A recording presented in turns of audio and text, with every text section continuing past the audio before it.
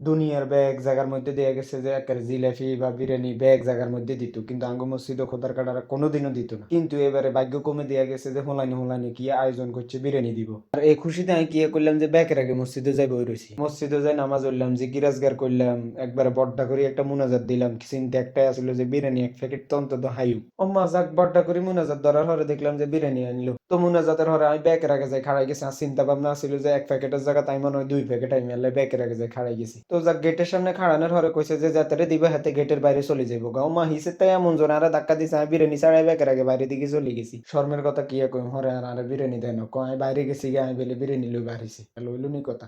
এটা কি বিচার?